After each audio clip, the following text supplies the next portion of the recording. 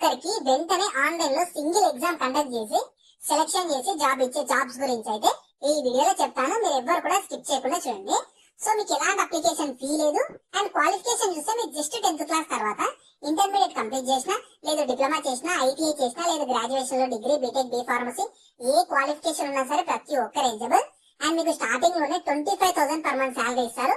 హ్యాపీగా మీ ఇంటి దగ్గర నుంచి వర్క్ చేసుకోవచ్చు. కాబట్టి ఎవ్వరు కూడా ఆపర్చునిటీని అస్సలు మిస్ చేసుకోకండి. బోత్ ఆంధ్రప్రదేశ్ అండ్ తెలంగాణ ప్రతి ఒక్కరు ఎలిజిబుల్. నేను ఇదే వీడియోలో మీకు జాబ్ ఫుల్ డీటెయిల్స్ తో పాటు అప్లికేషన్ ప్రాసెస్ కూడా చెప్తాను. మీరు ఎక్కడ కూడా స్కిప్ చేయకుండా లాస్ట్ వరకు చూసి వెంటనే ప్రతి ఒక్కరు ఆపర్చునిటీని ఖచ్చితంగా యూటిలైజ్ అయితే చేసుకోండి.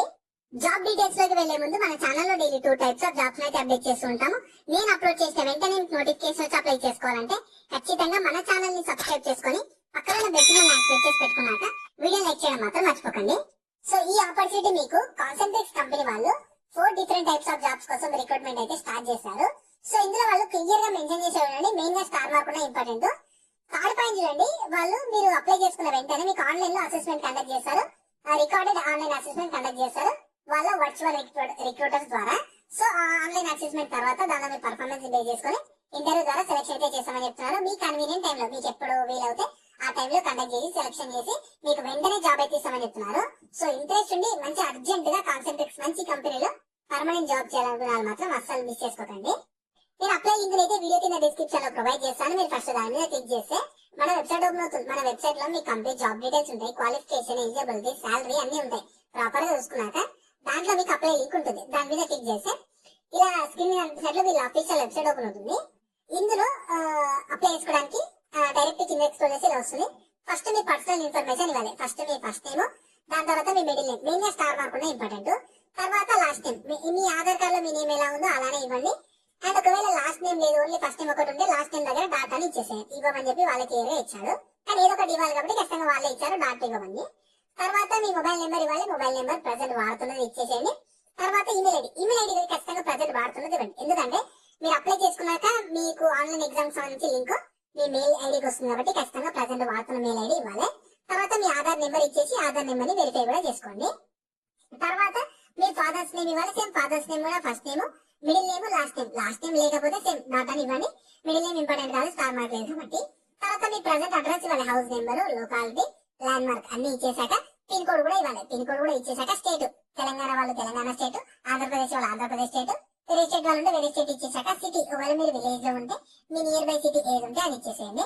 తర్వాత are you 18 years or older అని అడుగుతున్నారు. ఎస్ అయితే స్నో అయితే టిక్ చేసుకున్నాక ప్రిఫర్డ్ వర్క్ లొకేషన్ అడుగుతున్నాడు. మీకు ఏది కావాలనిపిస్తే దాన్ని టిక్ చేసుకున్నాక next are you willing to relocate to preferred work location అంటే రిక్వైర్డ్ అంటే మీరు రిలోకేట్ అవ్వడానికి మీకు ఓకేనా అని అడుగుతున్నారు.